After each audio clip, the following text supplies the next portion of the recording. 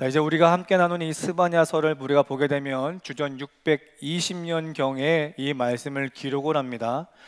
그 당시는 우리가 알고 있는 것처럼 이미 아수르라는 대제국에 의해서 북이스라엘은 멸망당했습니다.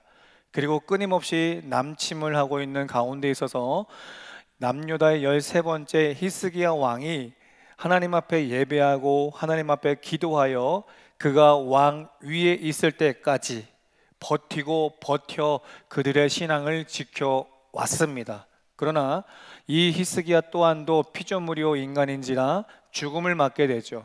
그리고 그 이어서 히스기야의 아들 14번째 므낫세 그리고 15번째 요담이라는 왕이 각각 55년과 2년 도합 57년이라는 시간을 왕 위에 있을 때에 그 당시는 아수르 대제국의 속국으로서 살아가고 있습니다. 아수르 그 대제국의 속국으로 살고 있다는 건 이미 이제 히스기야 이후에 므낫세 요담이라는 왕 57년이라는 시간은 이미 주권을 잃어버린 상황 가운데 있습니다. 그리고 그 아수르는 끊임없이 이 남유다의 전역으로 산당을 세워서 그들이 숭배하고 있는 바알을 그 모든 하나님의 선민들로 하여금 숭배할 것을 강요하게 되죠. 종교적인 탄압이 시작되어지게 됩니다.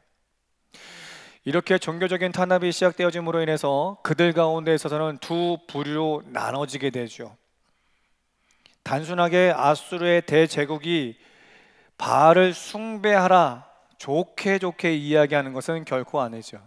이미 속국이기 때문에 그들은 이미 남유다는 아수르의 손에 있습니다. 그러다 보니 종교적인 것을 탄압하고 그것을 듣지 않는 자들에게는 폭력을 가할 수밖에 없었고 또 그들이 가지고 있는 모든 재산을 압수할 수밖에 없습니다. 그리고 그뿐 아니라 그들이 원하는 대로 그 모든 것을 얻어내기 위해서 남유다의 하나님의 선민들을 폭력적으로 그들의 노동을 착취하기 시작하죠. 뿐만 아니라 성적인 착취도 함으로 인해서 남유다는 완전히 암흑기를 맞게 됩니다.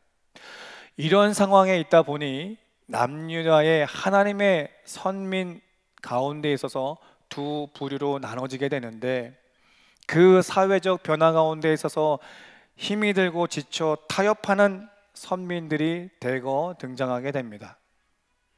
그러다 보니 하나님 앞에 등을 지고 범죄하여 도덕과 윤리와 종교적인 부분에 있어서 완전히 무너져 패각무도한 그런 행실을 하는 하나님의 선민들에 대하여서 하나님은 그들에게 진노를 선포하십니다.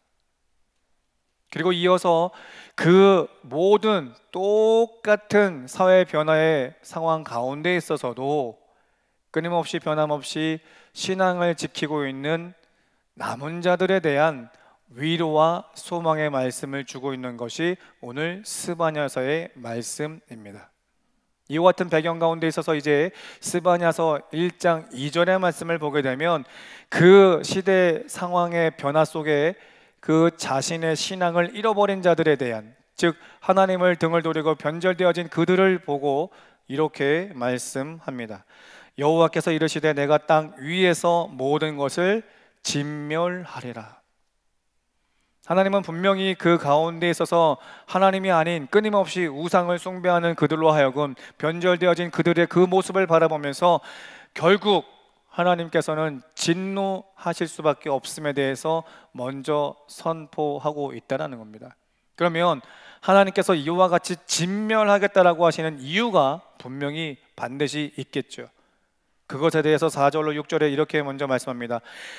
내가 유다와 예루살렘의 모든 주민들 위에 손을 펴서 남아있는 바알을 그곳에서 멸절하며 그 마름이란 이름과 그 제사장들을 아울러 멸절하며 또 지붕에서 하늘의 뭇별에게 경배하는 자들과 경배하며 여호와께 맹세하면서 말감을 가리켜 맹세하는 자들과 여호와를 배반하고 따르지 아니하는 자들, 그리고 여호와를 찾지 아니하며 구하지 아니하는 자들을 하나님이 멸절하리라 분명히 말씀하고 있습니다. 여기서 말씀하고 있는 4절과 6절까지의 말씀을 보게 되면 이스라엘 백성들 가운데 있어서 바알을 숭배하는 자들이 있고 그 말임을 따라서 제사를 드리는 자들이 있으며 또 1월 성신을 숭배하는 자들이 있으며 또 말감을 숭배하는 자들이 있다라고 이야기를 하죠.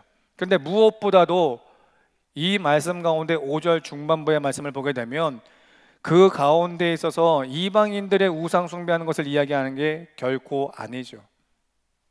5절 중반부에 뭐라고 말씀합니까?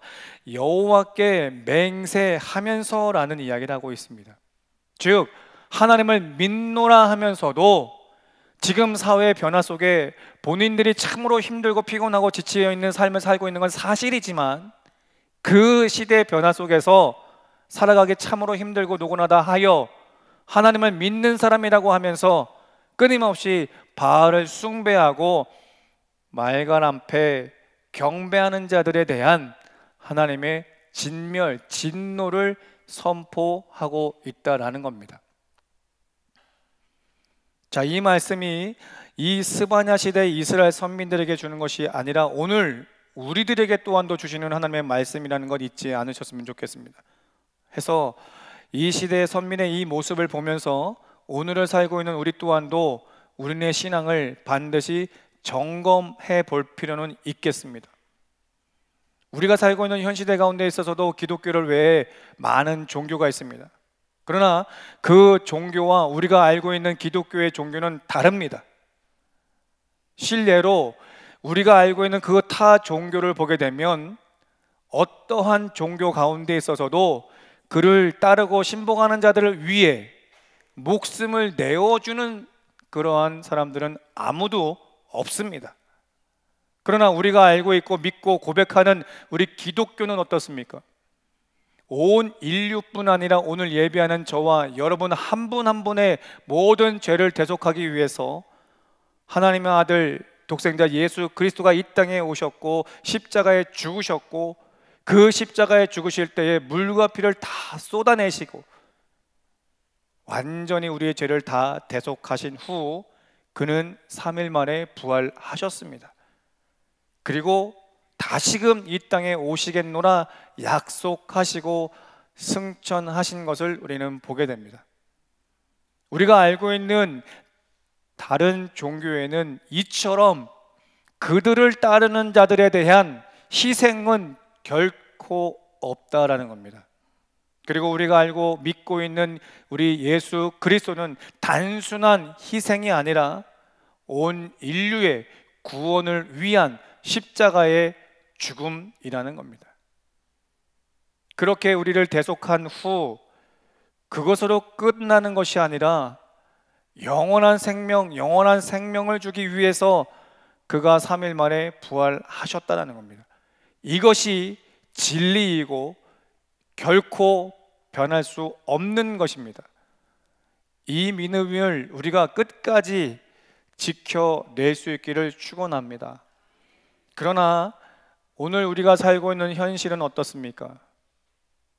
오늘 스바냐 시대의 그 상황하고 다를 바 없는 모습을 찾아볼 수가 있겠습니다. 얼마 전에 제가 TV 프로그램을 잠시 보았습니다. 그곳에서 유명 연예인이 프로그램 때문인지 모르겠습니다만, 시청률 때문인지 모르겠습니다만 자신이 기독교인 것을 이야기를 합니다. 그런데 프로그램상 그가 찾아간 곳은 타 종교입니다. 찾아가는 것이 잘못됐다는 것을 이야기하는 것은 아닙니다. 그곳에 찾아가서 본인 스스로가 내가 기독교임을 이야기하고 그 타 종교의 교리적 행위를 했다라는 것이죠. 여러분, 제가 이와 같이 이야기하는 것 오해 없이 들으셨으면 좋겠습니다. 타 종교인들에 대해서 우리가 핍박을 하고 타 종교인들에 대해서 우리가 타협하지 말자, 이것을 이야기하는 것이 아닙니다.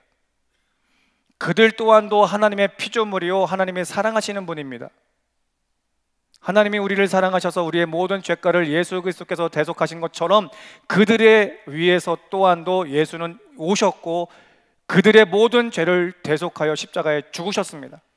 그러니 하나님 편에서는 우리 또한도 복음을 듣고 우리가 죄속받으며 영원한 생명을 얻는 것처럼 그들에게 또한도 복음의 대상자인 건 사실입니다. 그러나 우리가 꼭 기억해야 될 것은 그들 종교의 교리적인 것은 결코 우리가 타협해서는 안 된다는 겁니다. 여러분, 진리는 오직 예수 그리스도밖에 없습니다. 오직 예수로 말미암아 우리의 죄를 대속하시고 오직 예수로 말미암아 우리가 구원을 받습니다. 이것이 기독교의 진리요 교리인 것이죠. 타 종교가 이야기하는 교리는 결단코 절대 구원은 없습니다. 제가 이야기하고 싶은 건 그겁니다.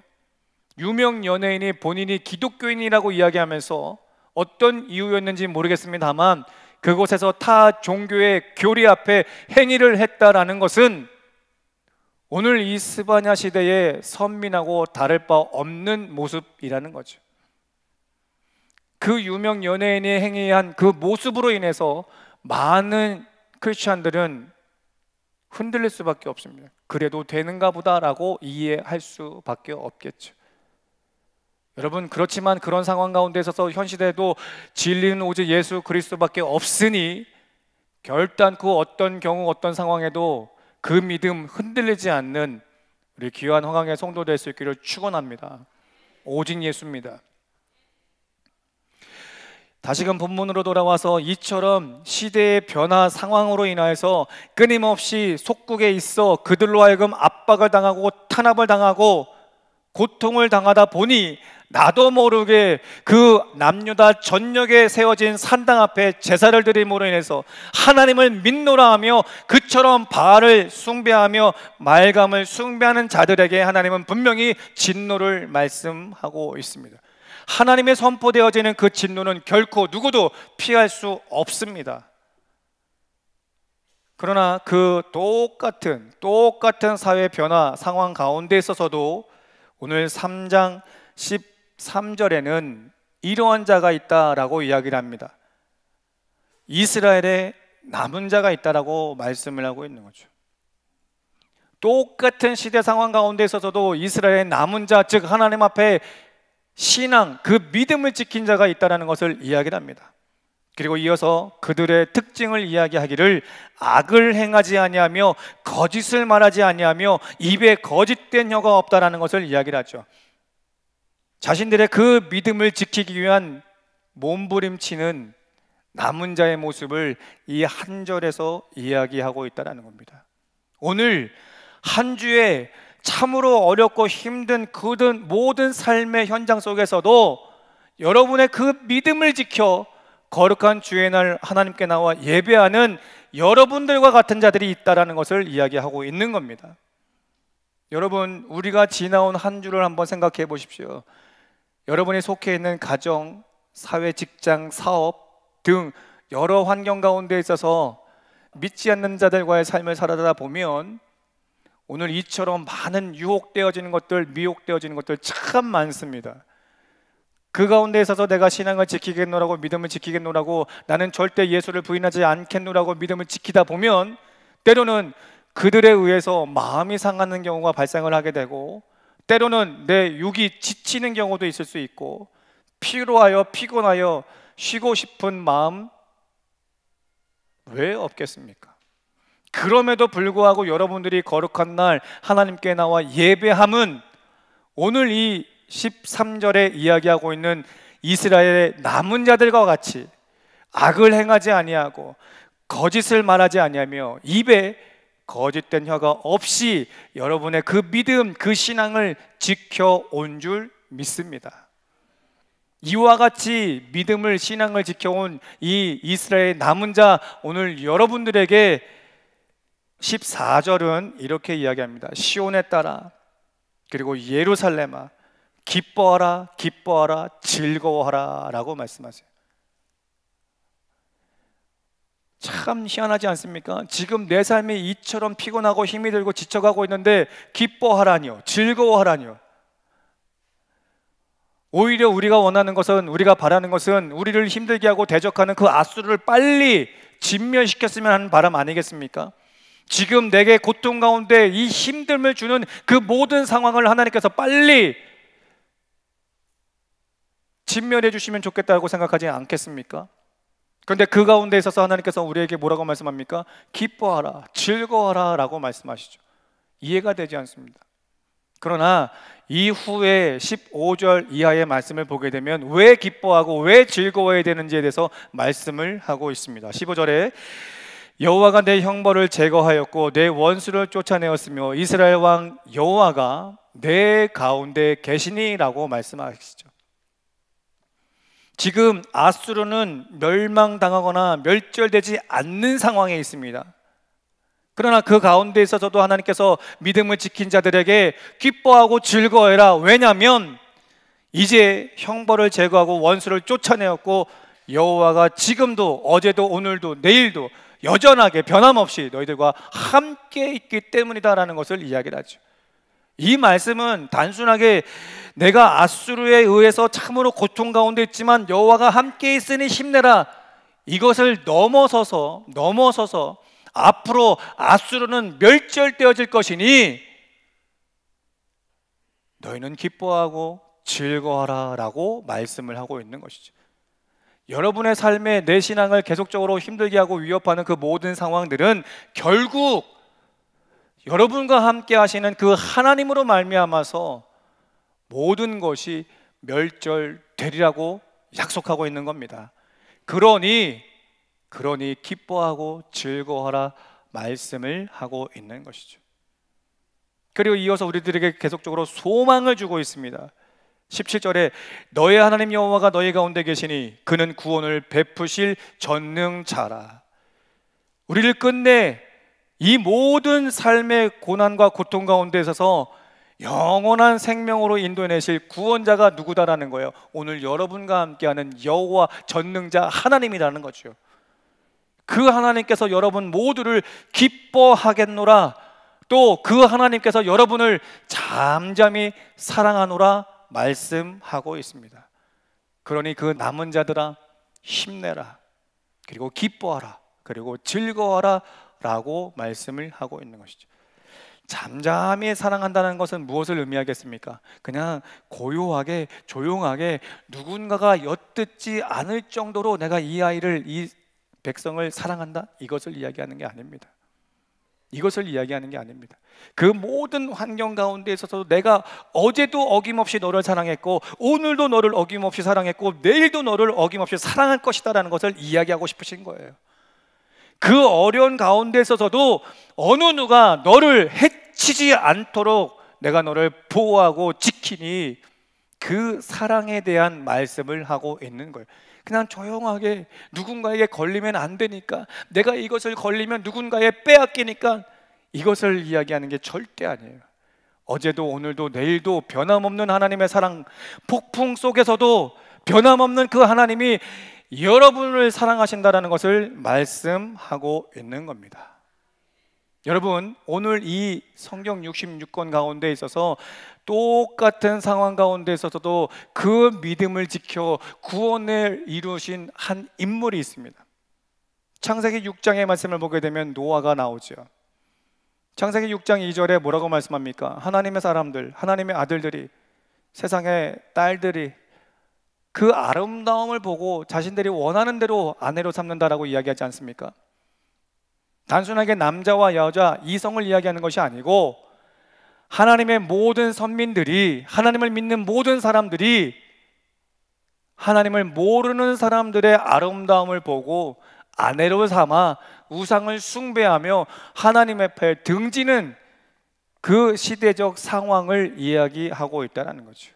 그런데 그 가운데 있어서 창세기 6장 8절에 노아를 가리켜 뭐라고 말씀합니까?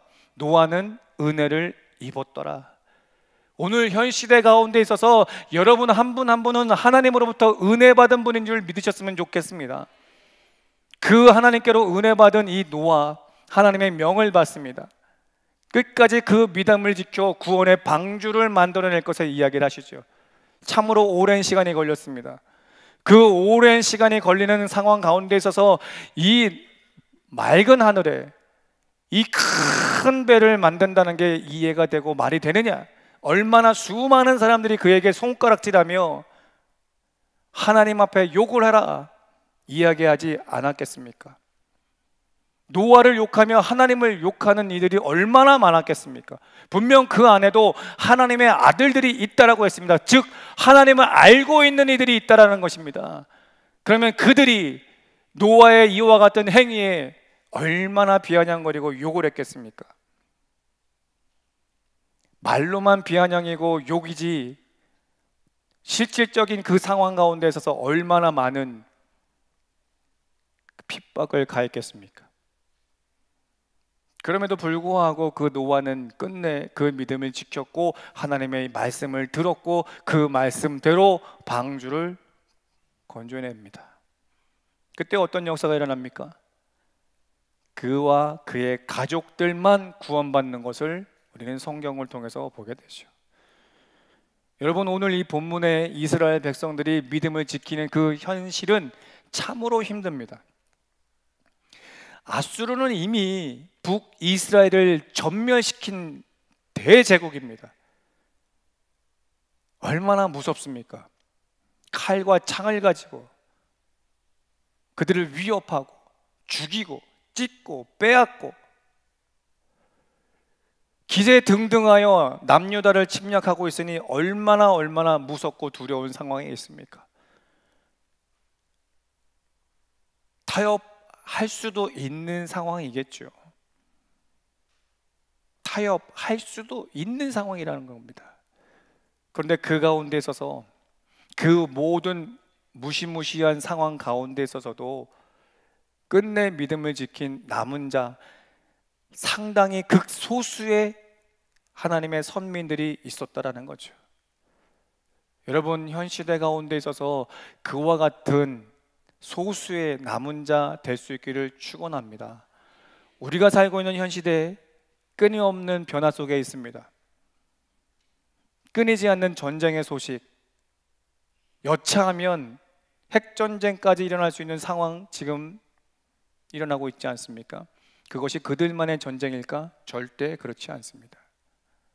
그들만의 전쟁으로 확장되어지면 세계 전쟁으로 이어질 수밖에 없는 현실인 건 사실입니다. 그뿐입니까? 우리가 살고 있는 대한민국 아래 경제가 어제보다 더 악화되어지는 상황을 살고 있지 않습니까? 경제가 어렵다 보니까 개인 파생은 물론이고 가정 또한도 무너지고 그냥 단순하게 무너지는 것만이 아니라 생명까지도 놓아버리는 그런 현실의 문제들이 너무나 많이 일어나고 있는 오늘입니다. 그러다 보니 내가 예수를 믿는 사람이라 할지라도 현실의 아픔과 현실의 고통으로 인해서 나도 모르게 타협점을 찾는 것이 사실입니다. 얼마나 힘이 들면, 얼마나 지치면, 얼마나 피곤하면 이제 그만두고 싶고 이제 피곤하여 내려놓고 싶을 때 얼마나 많습니까? 그러나 여러분들이 지난 한 주도 그 사회 상황 가운데 있어서도 시대 배경 가운데 있어서도 여러분들이 오늘 그 믿음을 지켜 주님 앞에 나와 예배하지 않습니까? 그 믿음 끝까지 간직하여 승리할 수 있는 우리 귀한 화강의 성도 되시기를 축원합니다. 이를 위해서 마지막 스바냐 3장 16절은 이렇게 우리에게 말씀합니다. 우리 합독합니다. 시작. 그날에 사람이 예루살렘에 이르기를 두려워하지 말라. 시온아 내 손을 늘어뜨리지 말라. 무슨 말씀이에요? 지금의 이 모든 상황은 두려울 수밖에 없는 거 잘 알고 있다. 얼마나 힘이 들면, 얼마나 지치면 지금의 그 모든 환경은 두려울 수밖에 없는 거 잘 알고 있다. 그러나 뭐라고 말씀하시는 겁니까? 두려워하지 말라요. 그리고 손을 늘어뜨리지 말라 말씀합니다. 손을 늘어뜨리지 말라라는 것 무엇을 의미하겠습니까? 하나님을 믿고 있는, 하나님을 신뢰하고 있는 그 믿음, 그 믿음의 손 늘어뜨리지 말아라. 그리고 하나님 앞에 기도했던 그 손 절대 늘어뜨리지 말아라. 출애굽기 17장 1절 이하에 모세가 아말렉 전투 앞에 여호수아를 일진에 보내고 그들로 하여금 전쟁을 치르게 할 때 모세는 어디를 갑니까? 기도의 자리를 찾습니다. 기도의 자리에 올라갔다는 건 무엇을 의미하겠습니까? 하나님을 향했던 그 손, 두 손 높이 들고 하나님을 전적으로 믿으며 신뢰했던 그 손, 그리고 그가 했던 행위가 무엇입니까? 그 손을 늘어뜨리지 않고 그 손을 번쩍 들어 하나님 앞에 기도하지 않습니까? 육이 지쳐 피곤하여 이 손이 내려질 때에 아론과 홀이 그 옆에를 끝까지 붙들어 주지 않았습니까? 그때 어떤 역사가 일어납니까? 하나님을 전적으로 믿고 신뢰했던 그 손을 하나님께서 붙잡으셨고, 그가 기도했던 것을 들어 응답하셔서 아말렉으로 하여금 승리케 하는 역사를 우리는 성경을 통해서 보게 됩니다. 여러분, 이 하나님은 모세의 하나님만이 아닌 오늘 여러분의 하나님인 줄 믿으셨으면 좋겠습니다. 말씀을 정리합니다. 오늘 스바냐 시대의 선민들 참으로 믿음 지키기 어려운 시대 상황에 있습니다.